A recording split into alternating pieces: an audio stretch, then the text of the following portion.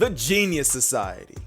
One of the most unhinged factions in Honkai Star Rail, and the faction that we are slowly learning more about as days go on. But when we first met Herta, little did we know that this faction was full of weirdos who are all equipped with knowledge that could potentially lead to the death of the universe. Something that, as of today, we are currently facing. And it is only fitting that the prime example would be the very first genius, Zandar 1 Kuwabara, the creator of Noose and the big bad of Amphorius. But what if I told you that we knew Zandar already, or rather, the good version of Zandar? And this individual is none other than Madame Herta. Yes, these two are the exact same character down to the slightest details, and that is precisely what I plan on proving to you today. Because I've been thinking on this for a while, and this is a huge plot line hidden between lines of dialogue with callbacks and references, and I can't keep this to myself any longer. But I want you to understand that this is not a theory about Herta being one of Zandar's 9 bodies. My goal is to prove to you that these two are the same character, but mirrored and twisted and distorted in different ways. Because these two share so many similarities, it is scary, and we gotta talk about it. Because this is Zandar's secret successor, Explained. Okay. So first things first, I want to say that Zandar 1 Kuwabara has become my favorite villain in Honkai Star Rail, and I think I've made that rather obvious with the sheer amount of videos I've already made about him. And the reason why this is that he is so unapologetically diabolical, manipulative, and sadistic, yet methodical and almost understandable. And this is due to him being in the Genius Society, because all of these guys truly believe that they are doing the right thing for the universe. Even Dr. Primitive, you know, the other emanator of Erudition who speed skates through space while turning people into monkeys, that guy. Because his end goal, we learn from his followers, is to reset humanity to an evolutionary blank slate, so that Noose can optimize the development of mankind. That's why Rappa is a genetic superhuman with near perfect genes. See what I mean? The good intentions but horrible and cruel implementation thing? That is the same with Zandar. His only goal is to rid the universe of the menace he himself released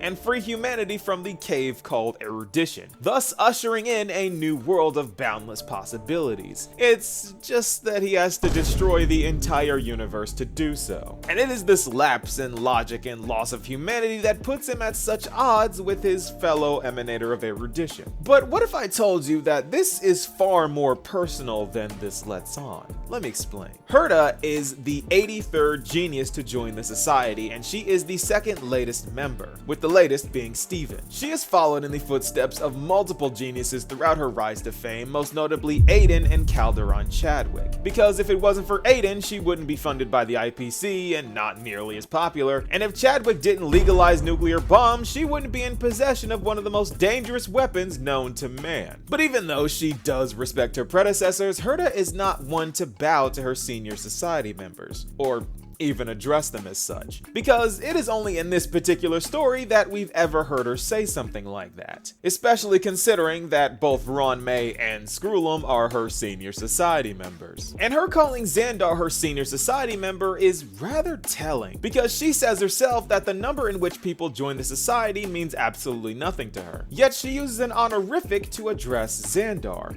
which subtly reveals that Herta has a lot of respect for Noose's creator, a level of respect that we have never seen before. Because as we know well enough already, Herta consistently disrespects people of high standing. She called Saridra Little Empress with a candle stuck on her head. She really doesn't care. So when we see on Zandar's portrait that despite her knowing next to nothing about him, she still hung up his portrait out of respect, that is a lot for Herta. In fact, even after meeting him, she never called him by name. She would only refer to him as senior society member or first genius, both of which are a jarring difference to what she normally calls people. And it is only realizing just how far he has descended into madness that she finally calls him by name, which I think indicates that by this point she has lost a lot of respect for what might be the only person she ever truly looked up to. And even though she knew next to nothing about him, she somehow copied him with nearly every aspect of her life. And it's almost as if she modeled herself off of what she imagined Zandar was like. Because think about it, Zandar's entire motivation for creating Noose was to solve universal mysteries. But since Noose has solved them all to the point of knowing the future,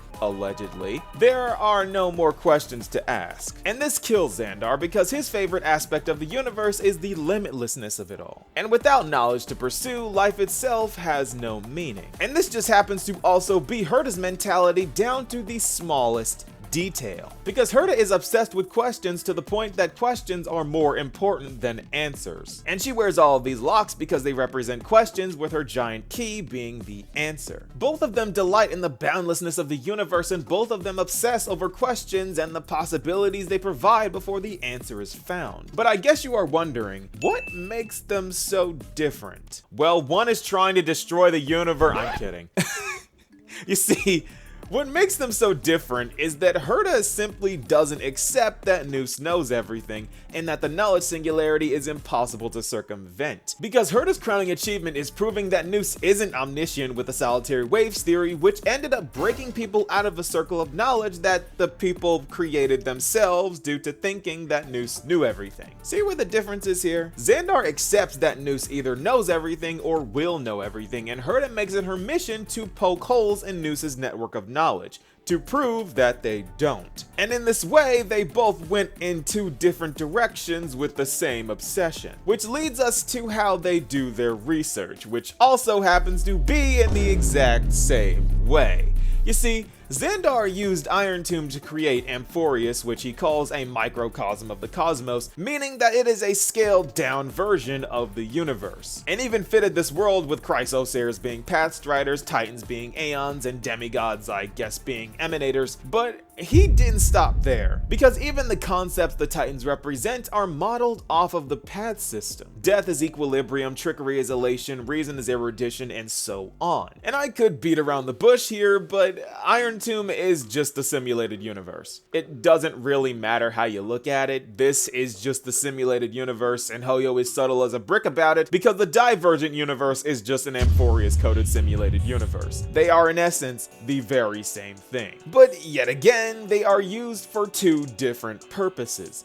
Herta's entire reason for creating the simulated universe was to learn more about the universe and uncover more juicy questions that Noose may or may not know the answer to.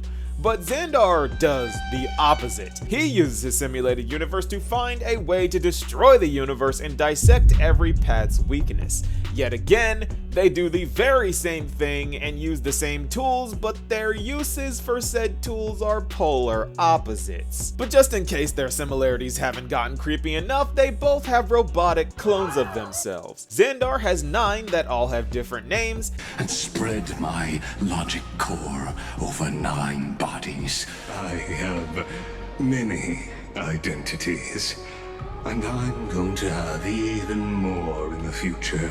And Herta has a lot more, and they are all named after Herta. Yeah, these two are just the same character. But let's talk about the mirrored aspects now, because though they do a lot of the same stuff, their personalities and feats couldn't be more different. Because as I've stated earlier, Zandar created Noose and Herta revealed Noose's limitations, but Erudition is not the only path they are involved with. Because Zandar is piloting a Lord Ravager the size of a planet, and Herta defeated the Antimatter Legion 19 times while defending her planet. Zandar uses the Remembrance's Garden of Recollection to hide so that no one can find him because of his Catorzane algebraic expressions, but Herta pulls memo snatchers that work for the Garden of Recollection out of hiding. But Nova, you say, surely this is where it all ends. Nope.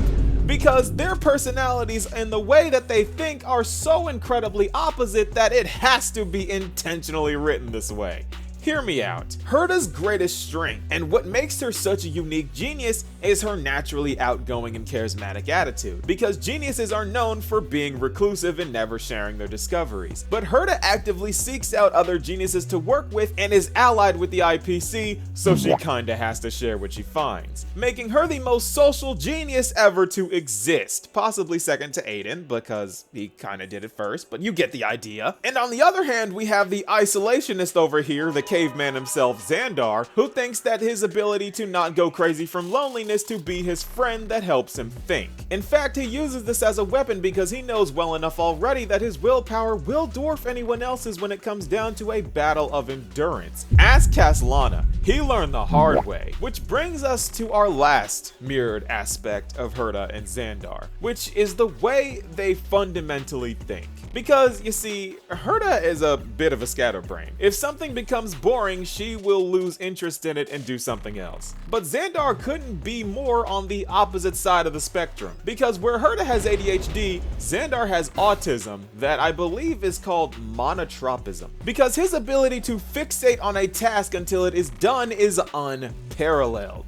He has been trying to perfect his destruction equation for millions of cycles, which is billions of years on Amphorius and thousands of years in real time. And since he splits himself between the Exomyth and Amphorius, he experiences double the time. So yes, even in this aspect, these two are entirely on opposite sides of the same coin. They are the same character with opposing motivations and flipped personality traits, but they still end up doing the same things and somehow found each other, and are both emanators of erudition, with Herta being the latest emanator of erudition and Zandar being the first. And when you think about it that way, I bet Herta at some point wanted Zandar to join the Simulated Universe project. I mean, she wanted Rupert, so why not, right? Because he would be the ideal member she's looking for. Why not have the first genius on the project? That would be sick. But at this stage, and with how things have panned out, that probably won't happen. But the jury is still out on the other 8 Zandars. Fingers crossed one of the others is going to be good, because odds are they all have different aspects of Zandar's personality in them. And not all the Herta clones are exactly the same, so going by that logic, they're all different. However, the Ligus version of Zandar is beyond saving for obvious reasons, so I